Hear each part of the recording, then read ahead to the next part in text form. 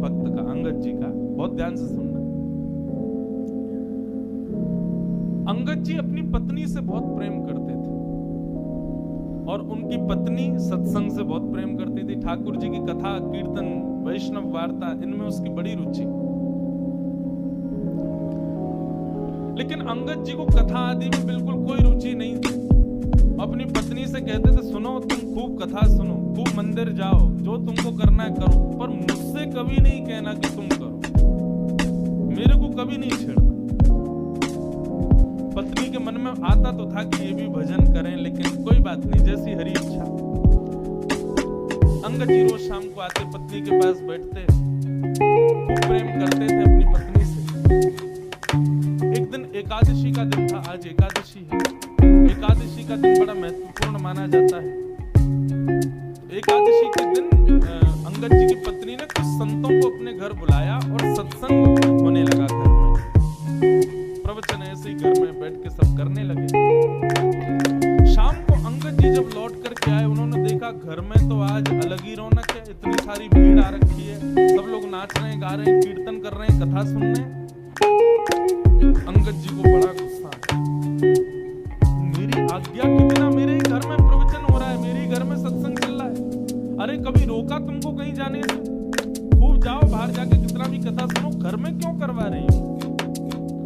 अंगद जी ने जाकर के व्यासपीठ पर वैसे व्यास जी का अपमान कर दिया। बोले कि आपसे हाथ जोड़ के विनती है, तुरंत चले जाइए, ये मेरा घर है, मेरी अनुमति के बिना आप यहाँ कैसे आए? और सब लोगों से भी कहा, आप सबसे भी हाथ जोड़ के प्रार्थना, यहाँ से चले जाइए, ये कोई आश्रम नहीं है, घर है मेरा, चलिए निकलिए यहाँ से बाहर। पत्नी बोली, अरे सत्संग चल रहा है, अभी तो ऐसा मत करो। अंगद जी ने किसी की नहीं मानी, सबको भगा दिया। पत्नी को बहुत बुरा लगा। उसने मन में विचार किया, जो हरि का नहीं है उसको मैं अपना पति कैसे मान सकती? तजोरे मन, कल हमने ये पंक्ति गाई थी, हरि विमुखन को संग। कई लोग मुझको इस बात पर कह देते हैं, महाराज जी आप क्या शिक्षा दे रहे हो लोगों को? क्या ऐसे पति को छोड़ दें, पत्नी को छोड़ दें? तो इस प्रकार से तो गृह कलेश हो जाएगा। भैया देखो, एक बात आपको बताऊं, मानव का स्वभाव है, वो शरीर से यदि किसी को स्वीकार कर रहा है तो वो स्वीकार्य नहीं है, मन से स्वीकार करे वो स्वीकार्य माना जाता है।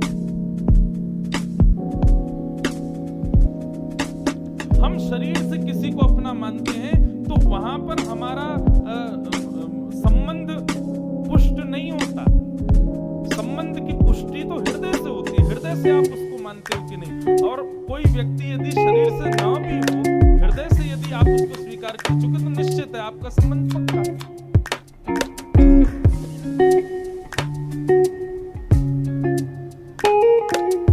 महादेव ने सती का त्याग किया,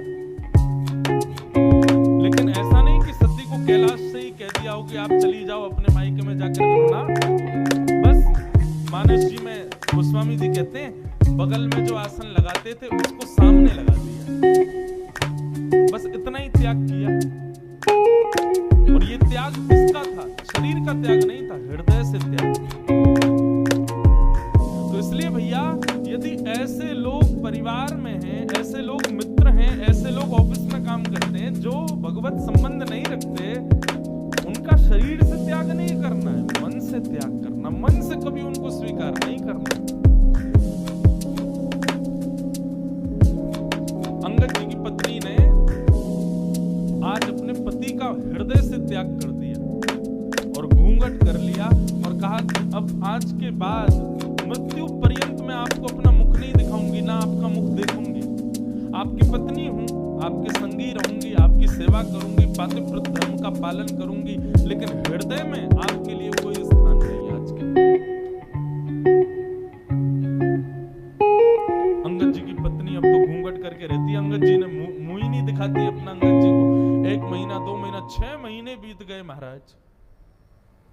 अंगद जी बड़े उदास, बहुत प्रेम करते थे अपनी पत्नी से। अब तो कार्य में भी मन नहीं लगता। एक दिन ऐसी घोड़े पर बैठ करके कहीं जा रहे थे तो चलते चलते उन्होंने देखा कहीं कथा चल रही है। मन में आया इसी कथा ने ही मेरा घर बर्बाद करवा दिया, इसी की वजह से सब खराब हुआ। 2-3 दिन बाद फिर से निकले तो फिर कथा चल रही थी। तो मन में आया कि ये कथा में ऐसा होता क्या है जो मेरी पत्नी को इतना प्रिय लगता है, चल के सुनूं। अंगद जी आकर के पीछे उदास हताश तो बैठे ही थे, घर में मन लगता नहीं है, आके बैठ गए। कथा में बंधुओं 3 प्रकार के लोग आते हैं। पहले आमंत्रित लोग, जिनको निमंत्रण दिया गया कि भैया हमारे घर में कथा है, आपको आना है। दूसरे वैष्णव कथा प्रिय लोग, उनको बस पता चल जाए कथा कहाँ हो रही है, वो ये विचार नहीं करेंगे दूरी कितनी, समय कितना लगेगा, कहाँ क्या, निमंत्रण की भी अभिलाषा नहीं, बस पता चल जाए कथा कहाँ है, वो पहुंच जाते हैं। और तीसरे संसार के मारे दुखियारे लोग, जिनको घर में या व्यापार में कहीं भी कुछ मिल नहीं रहा है, बड़े उदास अपने जीवन में जी रहे, वो आके कथा में बैठते हैं। तो ऐसे ही अंगद जी आकर के बैठे।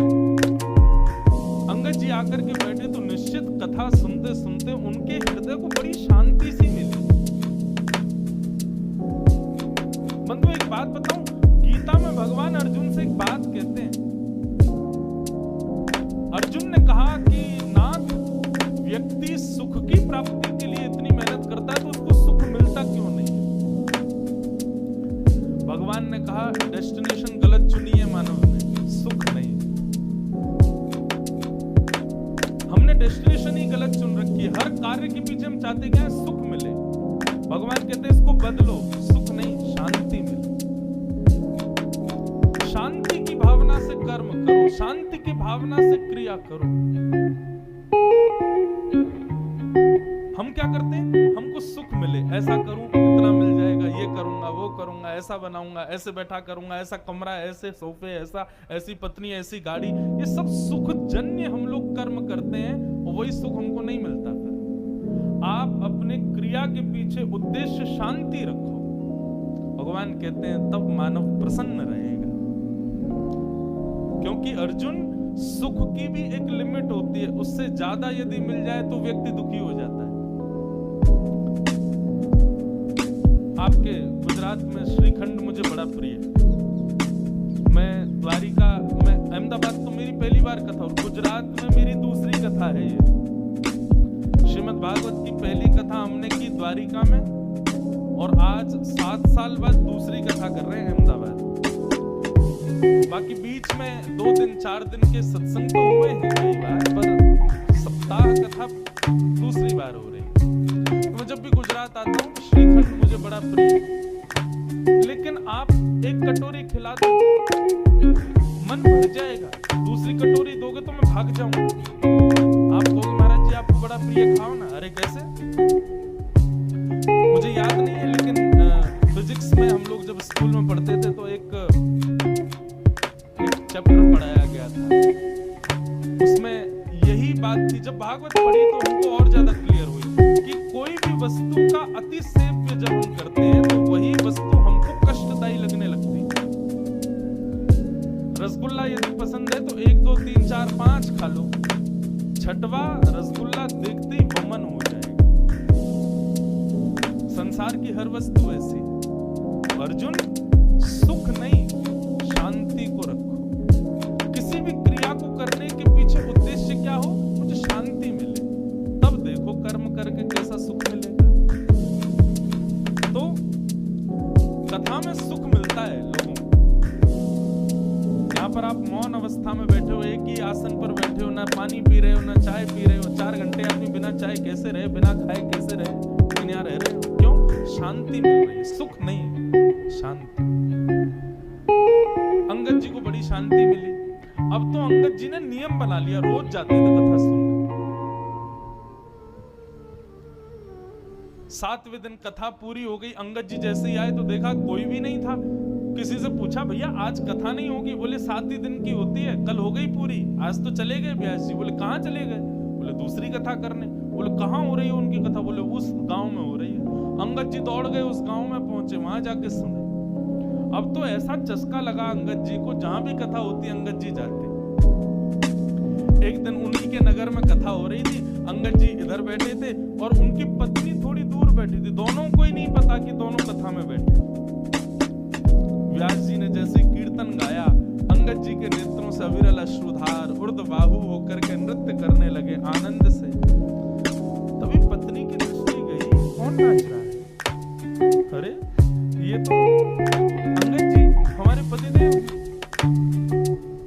तभी मैं कहूं कुछ समय से ये पहले तो बड़े दुखी रहते थे कि मैं मुख नहीं दिखाती, कुछ समय से बड़े प्रसन्न रहते, मुझसे ज्यादा बात भी नहीं करते, अपनी सेवा पूजा भी करने लग गए हैं और बड़ा सामान्य सा बड़ा सुखमय जीवन जी रहे हैं। मैं सोच तो रही थी बदलाव कैसे आ गया। ये कथा सुनते आज शाम को कथा के बाद जैसे ही अंगद जी घर लौट करके आए, पत्नी ने अपना घूंघट ऊपर कर दिया। अंगद जी बोले, अरे देवी मैं आ गया हूँ, घूंघट नीचे कर लो। बोले नहीं नहीं, अब तो घूंघट नहीं करना। क्यों? मैंने इसलिए घूंघट किया था कि आप कथा से प्रेम नहीं करते थे, परंतु अब तो आपने कथा को स्वीकार कर लिया ना। अब मैंने जो त्याग का संकल्प लिया था उसको छोड़ दिया। अंगद जी बोले, वो बात तो ठीक है, लेकिन मैं तुमको सत्य बताऊं, जब से मैंने कथा सुनना प्रारंभ किया ना, मुझे पहले तुम्हारे रूप में बड़ी आसक्ति थी, पर अब मुझे वो आसक्ति नहीं है। अब तो मुझे बस एक ही अभिलाषा, मेरे जगन्नाथ मुझे कब दिखे, मेरे द्वारिकाधीश, उनकी रूप माधुरी का दर्शन मुझे कब। ऐसा अंगद जी का जीवन। बंधुओं, अंगद जी ने अपनी पत्नी से कहा, देवी अब हम दोनों वैष्णव हो गए, चलो हम जगन्नाथपुरी दर्शन करने चलेंगे। लेकिन अभी अभी सुना है कि एक बहुत बड़े युद्ध के लिए राजा के साथ मुझे जाना है, युद्ध से जब वापस आ जाएंगे फिर हम जगन्नाथपुरी चलेंगे। ठीक है। युद्ध में अंगद जी गए, जाकर के युद्ध किया। युद्ध का नियम होता था, जो राजा हारता था उसका सारा धन हड़प लिया जाता था और जीतने वाले राजा को दे दिया जाता था। अंगद जी जब उसका सारा धन लेने लगे तो वहां एक अद्भुत मणि थी। उस मणि को देख करके अंगद जी बड़े प्रसन्न हो गए। बोले, बड़ी सुंदर मणि है, मुझे ठाकुर जी को कुछ निवेदित करना है, ठाकुर जी को मैं जगन्नाथपुरी जाऊंगा, कुछ देना है। कोई बात नहीं, मैं ये मणि अपने संग ले जाता हूँ, ये ठाकुर जी को दे दूंगा। और उस मणि को अंगद जी ने अपनी पगड़ी में छुपा लिया। थी तो वो चोरी, लेकिन अंगद जी का भाव क्या था कि मुझे ठाकुर जी को देनी। भगवान से बोले, प्रभु इसके बदले भले ही मुझे दंड मिल जाए, लेकिन मैं ये दूंगा आपको, ये है आपकी, मुझे नहीं चाहिए लेकिन मैं आपको दूंगा। किसी सैनिक ने जाके राजा को बता दिया कि अंगद जी ने एक मणि को अपनी पगड़ी में छुपा लिया। राजा, अंगद जी उसके चाचा लगते थे, इसलिए राजा स्पष्ट तो कुछ कह नहीं पाया, पर राजा ने मन में विचार किया कि अंगद जी रोज मेरी बहन के यहाँ भोजन करने जाते हैं, मैं आज बहन से कहूंगा कि वो भोजन में जहर मिला दे, अंगद जी की मृत्यु हो जाएगी, मणि हमको मिल जाएगी। अंगद जी आज भोजन करने के लिए राजा की बहन के यहाँ गए तो अंगद जी का नियम था कि भोजन का पहला भाग राजा की बहन की छोटी बेटी को गोद में बिठा के पहले उसको खिलाते थे, फिर स्वयं पाते थे। आज उसने अपनी बेटी को कहीं छुपा दिया। बोले, अंगद जी कहीं खिला ना दे, इसमें तो जहर है। अंगद जी भोजन करने बैठे, कहा, बेटिया चलो लाओ अपनी बेटी को लेके आओ, उसको मैं थोड़ा खिला दूं फिर मैं पाऊं। बोले, मेरी बेटिया तो आज माँ के पास गई है, मेरी मायके गई है, आज वो है नहीं, तो आप आज अकेले ही पालो। अंगद जी बोले, बेटा ये तो मेरा नियम है, उसको खिलाए बिना तो मैं कभी नहीं खाता। अरे वो मेरी प्राण प्यारी है, मैं उसको साक्षात जगदम्बा के स्वरूप में देखता हूँ, पहले उसका भोग लगाता हूँ तब पाता हूँ, अब जब तक उसका भोग नहीं लगेगा मैं तो नहीं पाऊंगा। तो राजा की बहन ने सोचा, ये मेरी बेटी से इतना प्रेम करते हैं और मैं इनको जहर दे रही हूँ। उसने थाली उठा ली, बोले कि ये पूरा भोजन ही आपके लायक नहीं है चाचा जी, इसमें मैंने विष मिला दिया है। अंगद जी ने थाली पकड़ी, बोले, तुमने इसमें विष मिला दिया? बोले, हाँ। बोले, क्यों? मेरे भाई को वो मणि चाहिए जो आपने पगड़ी में छुपा रखी, इसलिए उसने मुझसे कहा कि विष दे दो। पर आपका प्रेम देख करके मेरा मन हो रहा है कि मैंने बहुत बड़ा अपराध किया, मैं ये विष आपको नहीं दे सकती। अंगद जी बोले, वो सब बात छोड़ो, ये बताओ क्या तुमने इस थाली का भोग लगाया था भगवान को?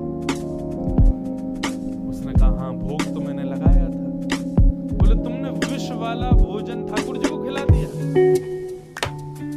बोले क्योंकि आप बिना भोग लगाए पाते नहीं है, इसलिए भोग तो मुझे लगाना पड़ा। अंगद जी बोले अब तो इसको मैं ही पाऊंगा, जब विष ठाकुर जी ने पा लिया तो मैं कैसे छोड़ूं।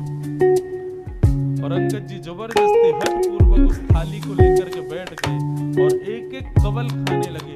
ज्यों ज्यों कवल मुख में जाने लगा, अंगद जी का उतना ही तेज बढ़ने लगा।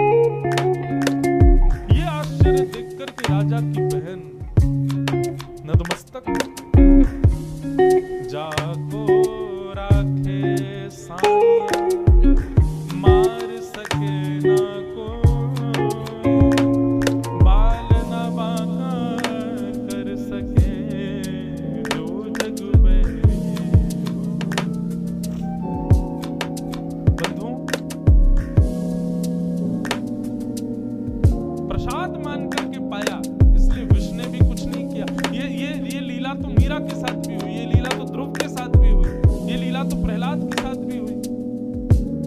विष उनको भी पिलाया गया, लेकिन भगवत प्रसाद मान करके पाया कुछ नहीं।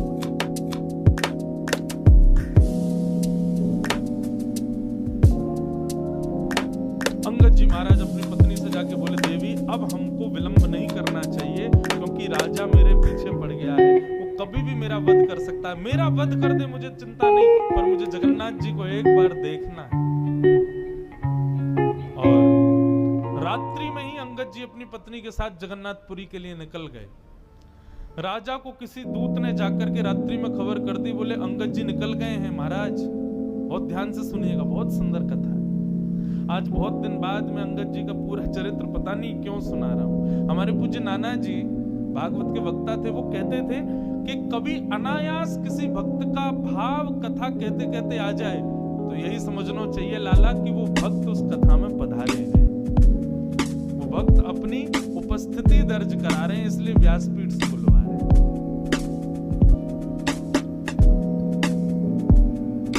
तो अंगद जी जाने लगे, बीच रास्ते में ही राजा के सैनिकों ने बंदी बना लिया।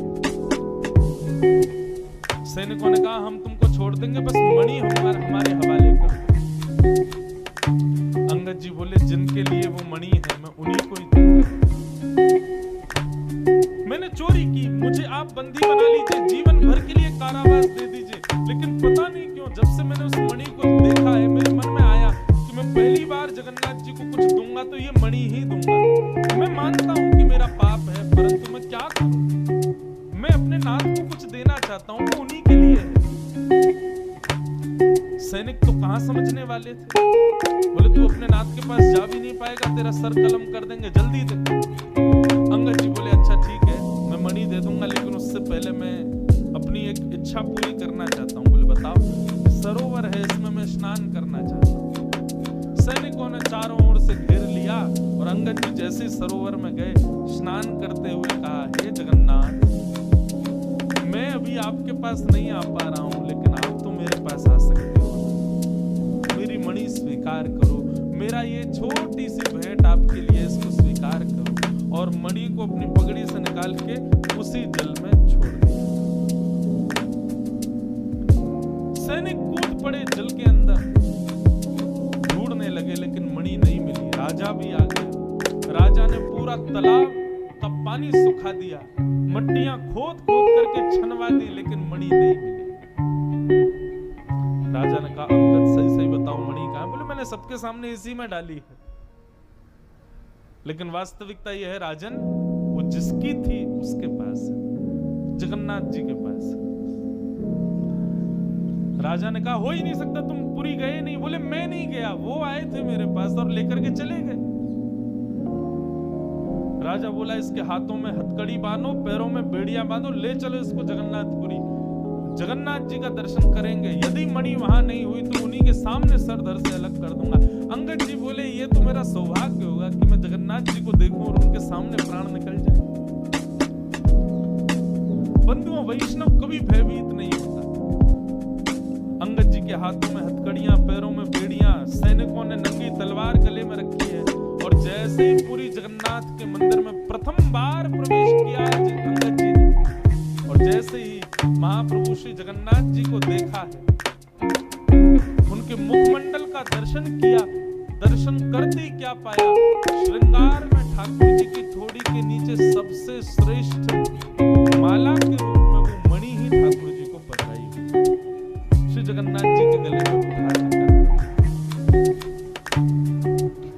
राजाओं ने, सैनिकों ने जब ये दृश्य देखा, भक्ति को प्रणाम है अंगद। लेकिन अब अंगद जी को जब ये बात दिख रही है कि मेरे द्वारा प्रस्तुत कोसों दूर से वस्तु जगन्नाथ जी ने स्वीकार कर ली, मतलब मेरे प्रेम को, मेरी भक्ति को स्वीकार कर लिया। हथकड़ियां हाथ में, बेड़ियां पैरों में, और देखते देखते जगन्नाथ जी को अंगद जी ने वहीं अपने प्राणों को त्याग दिया। महाप्रभु